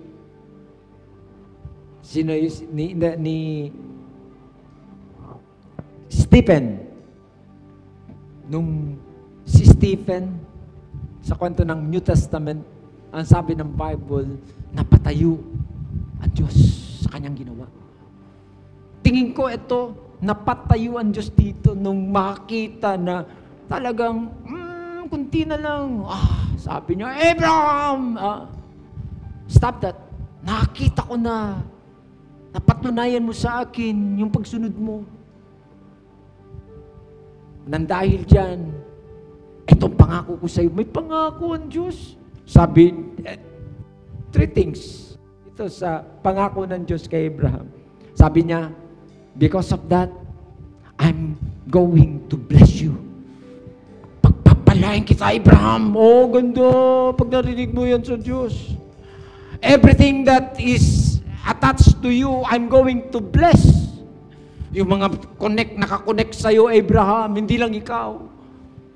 Ipagpapalain ko ng dahil sa'yo. Ganda. Sobra. Number 2, sabi ng Diyos sa kanya, your seed will possess the gate of the enemy. Totoo naman. Itutumba ko ang kaaway sa salinlahi mo. Ang mga magiging mga anak mo magtatagumpay. Ito. Bakit? That seed was Jesus in the end.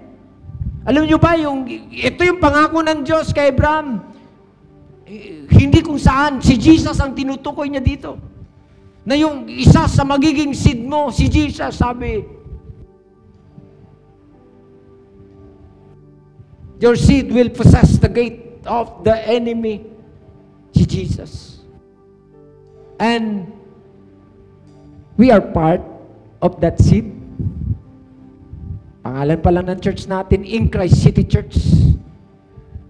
Part tayo of that seed. Naging kabahagi tayo because of Jesus. Meron tayo niyan. Ganda, no? So, hanggang tayo nag-benefit dun sa pagsunod ni Abraham. Friends, sa pagsunod natin sa Diyos, ang daming madadamay.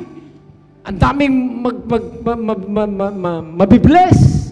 Ang daming magbe-benefit sa pagsunod natin. So, promise, hindi talo ang pagsunod sa Diyos. The Bible says, upon this rock I will build my church. The gate of hell will not prevail. Di ba sabi ng Bible, you shall possess the gate of your enemy. God's promise. Number 3, in your seed shall all the nations of the earth be blessed. Friends, tayo, ikaw, seed ka ni Abraham through Jesus Christ. At gusto ng Diyos, ang bawat isa sa atin ay magiging blessing. Hindi lang sa sarili, kundi magiging blessing sa buong mundo. Hindi ko alam kung saan ka makakarating, saan tayo dadali ng Diyos. Pero yun yung promise ng Diyos, saan ka man pupunta, saan ka man lugar na naroon, ikaw ay magiging daluyan ng pagpapala para sa marami. Hindi ko alam, itong church natin, malayo mararating nito, promise. May mga pinupunto sa akin ng Diyos na mukhang may mga lugar na pinapupuntahan sa atin ng Diyos. I-reveal ko sa inyo yan sa mga susunod na pagkakataon. Ikinukumpleto ko lang yung detalye kung yung mga instruction niya sa akin. Dahil may mga lugar na pinapupuntahan sa atin ng Diyos. Mahirap man gawin, parang medyo walang maliwanag, walang detail, pero naririnig natin ng Diyos na sinasabi ng Diyos, puntahan mo yung mga lugar na yan. Dahil may gagawin ako, may plano ako sa mga lugar na yan para sa kingdom ko. Sige, palakpakan si Lord. Ano yung una? Sabi ng Diyos, I will bless you. Ano yung pangalawa? I will bless your family. Pangatlo, I will bless your nation. Maging blessing tayo. Hindi natin alam. Maging kasangkapan tayo na maging blessing tayo sa bansa natin in the end. Your seed will be blessed. Thank you, Lord. Hallelujah. Sige, Pastor Michael, halika na. Friends, the God that we know, the God that we serve, is able to bless generations.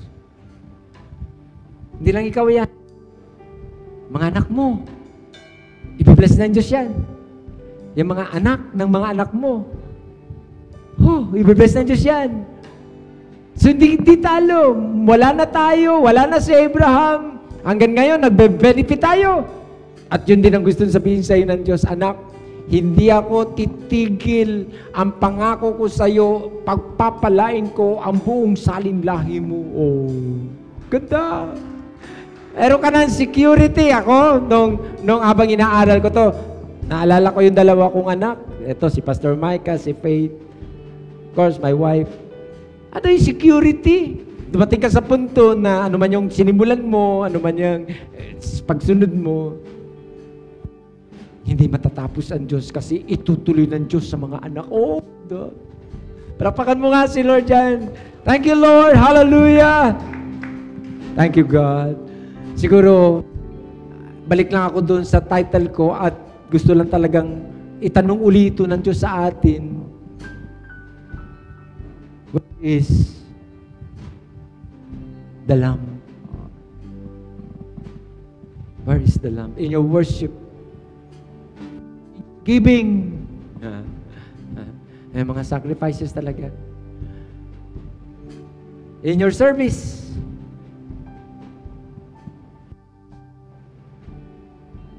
being a Christian, where is the Lamb? Where is the Lamb? Saan yung burnt offering?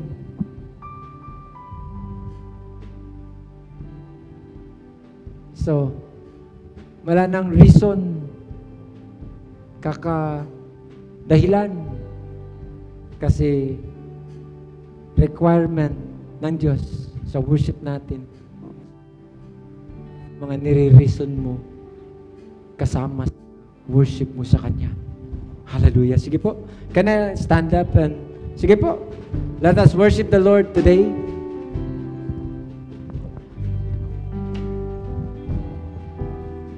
Thank you, Lord. Come on, can we just lift our hands to the Lord? Taas po natin ang ating kamay sa Panginoon.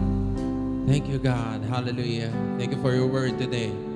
We sing, I may be weak, but your Spirit's strong in me.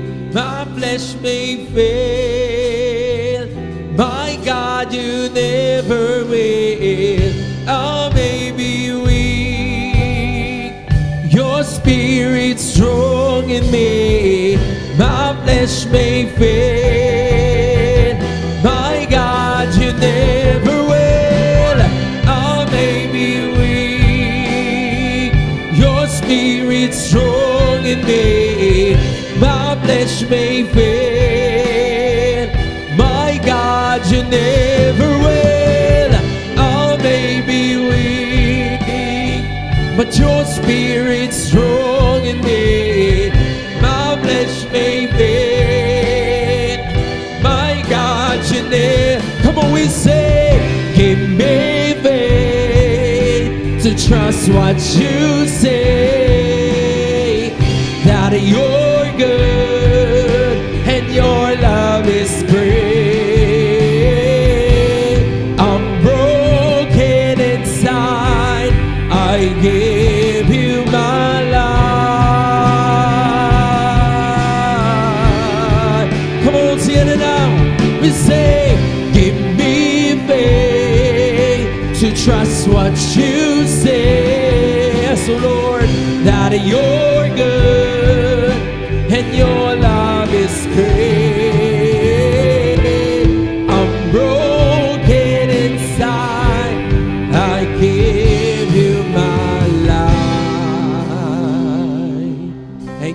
Hallelujah. Sige, pwede po bang palakpakan natin ang Panginoon. Oh Lord God, thank you for your word today. If the Lord has spoken to you today, nandito ka sa lugar ito, nanonood ka man sa iyong tahanan, sa gabing ito, sige, at ang Lord nagpapaanyaya na, sige, tanggapin mo ang Panginoon sa buhay mo sa araw na ito. Can we just lift our hands? Ikaw ito nandito, or nandiyan ka sa iyong tahanan today, sige, taas mo yung kamay mo at pwede bang mailid kita sa panalangin na ito? Pwede bang sabihin mo, Panginoong Jesus, maraming salamat sa araw na ito. Salamat sa iyong salita na narinig ko ngayon. Lord, patawarin mo ako sa mga kasalanang nagawa ko sa iyo. Lord, sa umagang ito, Lord, binibigay ko ang aking sarili sa iyo. Simula sa araw na ito, Jesus, ikaw na maging Panginoon. Ikaw na maging tagapagligtas ng aking buhay. Ako na lamang manalangin. Panginoon, maraming salamat sa umagang ito. Salamat sa mga anak mo na tinanggap ka sa umagang ito. Salamat, Panginoon, also sa mga anak mo din na, Lord, nag-respond sa iyo, sa iyong salita sa umagang ito. I know, Panginoon, Lord, sinabi na ni Pastor ito na, Lord, walang dahilan. No, walang ni isang tao na pwede makapagsabi na, Lord, hindi yan lalapat sa akin, Panginoon. All of us, Panginoon, Lord God.